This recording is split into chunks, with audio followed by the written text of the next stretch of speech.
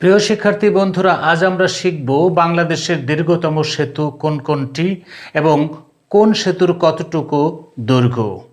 এই প্রশ্নটি বিসিএস পরীক্ষায় এসে থাকে, তাই প্রথম থেকে শেষ অবধি দেখবেন আশা করছি। প্রথমে পদ্মা সেতু। এই পদ্মা সেতুর দৈর্ঘ্য কত? পদ্মা সেতুর দৈর্ঘ্য হচ্ছে 6.15 কিলোমিটার। 6.15 কিলোমিটার হচ্ছে পদ্মা সেতু। এরপর আছে রূপসা সেতু। এই রূপসা সেতুর দৈর্ঘ্য কত?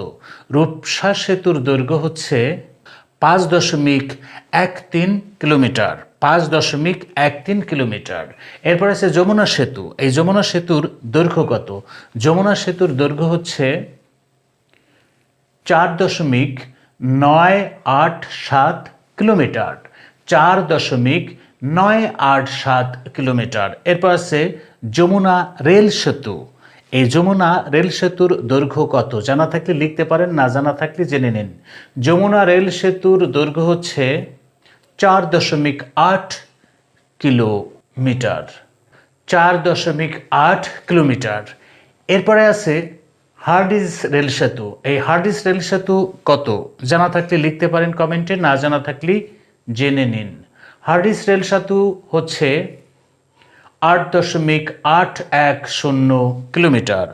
8.810 কিলোমিটার। এরপর আছে লালন শাহ সেতু। এই লালন শাহ সেতুর দৈর্ঘ্য কত? লালন শাহ সেতুর দৈর্ঘ্য হচ্ছে 1.786 কিলোমিটার। 1.786 কিলোমিটার। এরপর আছে মুক্তারপুর সেতু। মুক্তারপুর সেতু কত দৈর্ঘ্য? মুক্তারপুর সেতুর দৈর্ঘ্য হচ্ছে 1.521 কিলোমিটার। 1.521 কিলোমিটার। এরপর আছে মৈত্রী সেতু।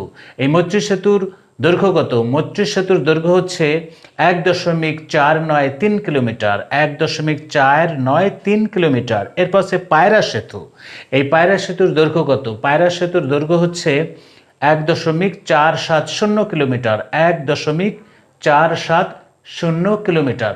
বন্ধুরা, এখন যে সেতুটির নাম বলবো সেটি হচ্ছে বাখুন্ডা সেতু। এটি ফরিদপুর জেলাতে অবস্থিত। আপনাদের বলতে হবে এই বাখুন্ডা সেতুর দৈর্ঘ্য কত। বাখুন্ডা সেতুর দৈর্ঘ্য কত? যদি আপনারা কমেন্টে সঠিক উত্তর দেন তাহলে পরবর্তী ক্লাসে আপনাদের নাম ঘোষণা করা হবে।